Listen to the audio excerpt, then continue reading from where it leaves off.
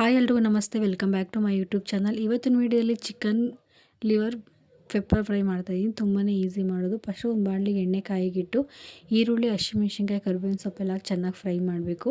ಆಮೇಲೆ 1 ಸ್ಪೂನಷ್ಟು ಶುಂಠಿ ಬೆಳ್ಳುಳ್ಳಿ ಪೇಸ್ಟ್ ಹಾಕಿ ಕ್ಲೀನಾಗಿ ತೊಳೆದಿಟ್ಕೊಂಡಿರೋಂಥ ಚಿಕನ್ ಲಿವರ್ನ ಹಾಕಿ ಉಪ್ಪು ಮತ್ತು ಅರಿಶಿಣದ ಪುಡಿ ಹಾಕಿ ಚೆನ್ನಾಗಿ ಫ್ರೈ ಮಾಡಬೇಕು. ಅದು ಚೆನ್ನಾಗಿ ನೀರು ಬಿಟ್ಕೊಂಡ್ಮೇಲೆ ಮೆಣಸಿನ ಪೌಡ್ರ್ ಹಾಕ್ಬಿಟ್ಟು ಅರ್ಧ ಗ್ಲಾಸಷ್ಟು ನೀರು ಹಾಕಿ ಅದು ಚೆನ್ನಾಗಿ ಕುದ್ದು ಲಾಸ್ಟಲ್ಲಿ ಗಟ್ಟಿ ಆದಮೇಲೆ ಲಾಸ್ಟಲ್ಲಿ ಕೊತ್ತಂಬರಿ ಸೊಪ್ಪು ಹಾಕಿದ್ರೆ ಚಿಕನ್ ಪೆಪ್ಪರ್ ರೆಡಿ ಆಗುತ್ತೆ. ಇದ್ರ ಜೊತೆ ನಾನು ಗುಂಡ್ಕಾಯಿ ಬಿರಿಯಾನಿ ಮಾಡ್ಕೊಂಡಿದ್ದೆ, ತುಂಬಾ ಚೆನ್ನಾಗಿ ಬಂದಿತ್ತು. ಸೇಮ್ ಬಿರಿಯಾನಿ ಮಾಡೋ ಥರನೇ ಚಿಕನ್ ಬದಲು ಗುಂಡ್ಕಾಯಿ ಹಾಕೋದಷ್ಟೇ, ಇನ್ನೂ ಒಳ್ಳೆ ಟೇಸ್ಟ್ ಇರುತ್ತೆ.